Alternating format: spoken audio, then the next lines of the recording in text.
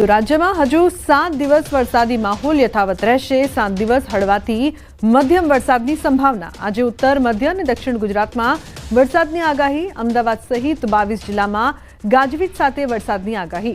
તો સૌરાષ્ટ્રના છૂટાછવાયા સ્થળોએ વરસાદની સંભાવના છે। હાલ વાતાવરણમાં ભેજનું પ્રમાણ વધારે હોવાથી વરસાદ પડી રહ્યો છે। આવતીકાલે 25 જિલ્લામાં વરસાદની આગાહી કરવામાં આવી છે। 5 જૂને અમદાવાદ, ગાંધીનગર, ખેડા, આણંદમાં આગાહી। તો 6 જૂને છૂટાછવાયા સ્થળોએ ગાજવીજ સાથે પડી શકે છે વરસાદ।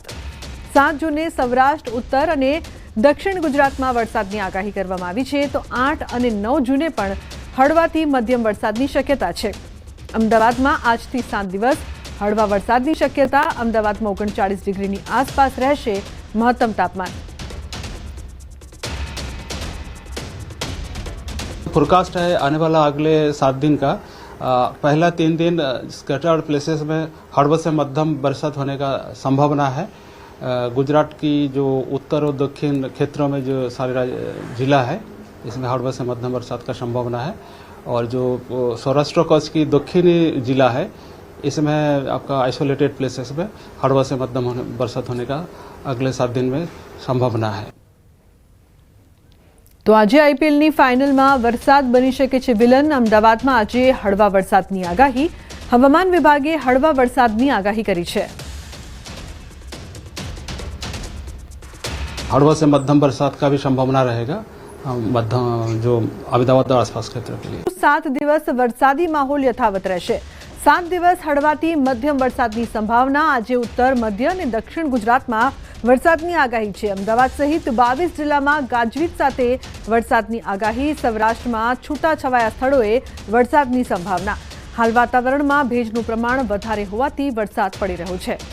આવતીકાલે 25 જિલ્લામાં વરસાદની આગાહી છે। 5 જૂને અમદાવાદ, ગાંધીનગર, ખેડા, આણંદમાં આગાહી કરવામાં આવી છે। તો 6 જૂને છૂટાછવાયા સ્થળોએ ગાજવીજ સાથે વરસાદ પડી શકે છે। 7 જૂને સૌરાષ્ટ્ર, ઉત્તર અને દક્ષિણ ગુજરાતમાં વરસાદની આગાહી। 8 અને 9 જૂને પણ હળવાથી મધ્યમ વરસાદની શક્યતા।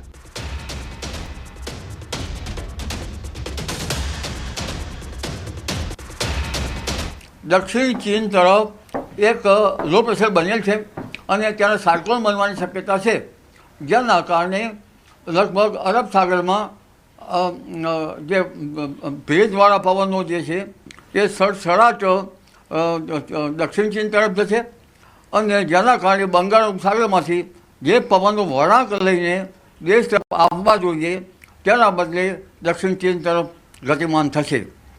જ્યારે આ વાવાઝોડું ગતિમાન થઈ અને ચક્રવાત બને અને જ્યારે હોંગકોંગ થઈ અને હોંગકોંગ બાજુ જાય અને ત્યાં જઈને નબળું પડી જાય અથવા તો ત્યાંથી દૂર જાય, ત્યારે ફરી પુનઃ જ્યારે બંગાળ ઉપસાગરમાં તેના અવશેષો આવે ત્યારે બંગાળ ઉપસાગર પુનઃ સક્રિય થવાની શક્યતા રહેશે। તો અલગ અલગ ભાગોમાં હાઈ પ્રેશર બનવાની શક્યતા। હાઈ પ્રેશરો બનશે તો ચોમાસું ડિસ્ટર્બ થઈ શકે છે। 12 તારીખ બાદ મજબૂત સિસ્ટમ બનવાની શક્યતા છે। 13 જૂન બાદ ભારે વરસાદ થઈ શકે છે। દેશના કેટલાક ભાગોમાં પૂરની સ્થિતિ પણ બની શકે છે। હાઈ પ્રેશર કયા કયા ભાગમાં બને છે અને જો હાઈ પ્રેશરો બનશે તો ચોમાસામાં ડિસ્ટર્બ થઈ શકે, પરંતુ આમ છતાં તેની અસર ખાસ કરીને ઉત્તર ગુજરાતના ભાગોમાં અને કેટલાક શહેર પંચમહાલના ભાગોમાં થઈ શકે, પરંતુ આમ છતાં તારીખ લગભગ 12 થી 16 ને 18માં મજબૂત સિસ્ટમ બનવાની શક્યતા રહેશે। 13મી જૂન પછી કેટલાક ભાગમાં ભારે વરસાદ થવાની શક્યતા રહેશે। પૂર્વીય ભાગોમાં દેશના ભારે વરસાદ થવાની શક્યતા છે। પૂર્વીય ગુજરાતના ભાગમાં ભારે વરસાદ થવાની શક્યતા રહેશે। કેટલાક ભાગમાં જળભરાવની સ્થિતિ રહેવાની શક્યતા રહેશે। એટલે લગભગ ચોમાસાની ગતિવિધિ 12મી જૂનથી 15-16 જૂન વચ્ચે આવી શકે। 15 જૂનમાં ક્યારેક પીક પકડી શકે, પણ હાઈ પ્રેશર ક્યાં બને છે અને લગભગ સાયક્લોનિક સર્ક્યુલેશન, જો હાઈ પ્રેશર બનશે તો સાયક્લોનિક સર્ક્યુલેશન બનવાની હરકત આવી શકે। આ ઉપરાંત દેશના ઉત્તર ભારતમાં લગભગ વેસ્ટર્ન ડિસ્ટર્બન્સ આવવાની શક્યતા છે, પરંતુ તેની ગતિવિધિ હાઈ અને લો પ્રેશર ઉપર આધારિત રહેતી હોય છે। તો 8 થી 12 જૂન મુંબઈ મહારાષ્ટ્રમાં પડશે વરસાદ. 13 થી 18 જૂનમાં ગુજરાતના ભાગોમાં પણ વરસાદ પડી શકે છે.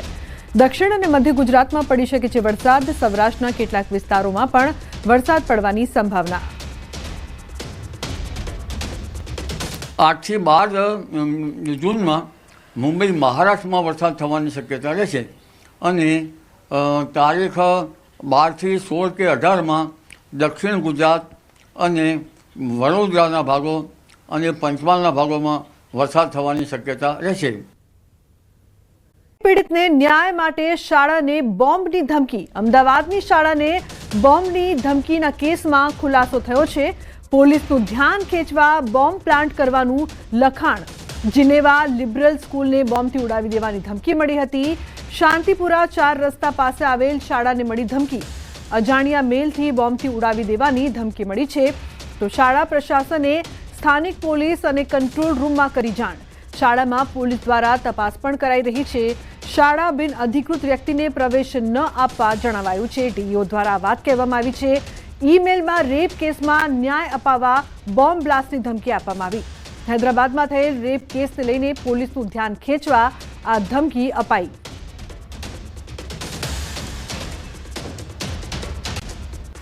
हैदराबाद से था, वो किसी से परेशान था तो अपने ध्यान को भटकाने के लिए या किसी वजह से उसको पुलिस से परेशान था, पुलिस के अगेंस्ट कुछ लाइन लिखे हुए थे, वो परेशान था, इसलिए उसने एक मेल डाला कि हमारी बात कोई नहीं सुन रहा है, आपके स्कूल को हम ब्लास्ट कर देंगे. જીનીવા લિબરલ સ્કૂલ છે અમદાવાદ શહેરની, ત્યાં આ ધમકીભર્યો ઈમેલ મળેલો છે. તેની જાણ શાળા દ્વારા અત્રે અમને કરવામાં આવેલી છે.